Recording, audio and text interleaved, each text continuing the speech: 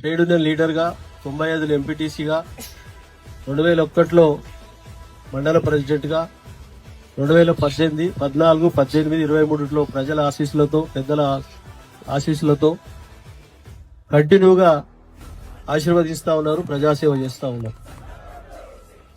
నేను ఎమ్మెల్యే కావడానికి లీడర్ కావడానికి 100 ఎకరాలు అమ్మేసిన, అది ప్రజలకు తెలుసు, ఆధారాలతో సహా నేను చూపిస్తా. శ్రీనివాస్ చేసిన కామెంట్ అంతా ఫేక్. ఇక్కడ నీ స్థాయి ఇక్కడ, నా స్థాయి ఇక్కడ.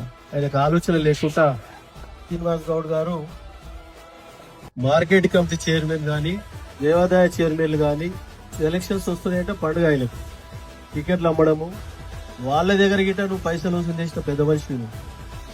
నువ్వు ఇంకా బచ్మన మాటలు మాట్లాడితే వాడు ఒప్పుకునే పరిస్థితి లేడు. మొన్ననే నెల కిందనే నీకు 5 మున్సిపాలిటీలో చెప్పలు వాయగొట్టింది, చెంపలు చెల్లుమనే 2. రాజకీయ అనుభవం లేకపోతే హెచ్ఎంటీ వాళ్ళు కోచింగ్ ఇస్తున్నారు, పోయి కోచింగ్ నేర్చుకోవాలనుకుంది. హెచ్ఎంటీని ఇస్తున్నా నేర్చుకోవాలనుకుంది. ఇదే పరిస్థితి ఉంటుంది, ఇదే రిజల్ట్ ఉంటుంది. నువ్వు తయారుడు బిడ్డ అని చెప్తా ఉంది.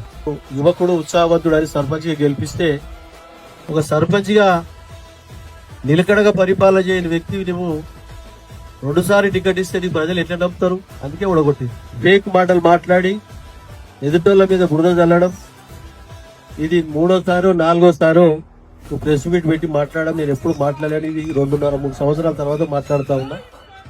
మళ్ళొకసారి ఆ విధంగా మాట్లాడితే దానికి తగిన గుణపాఠం ఉంటుందని గిట్ట నేను హెచ్చరిస్తాను.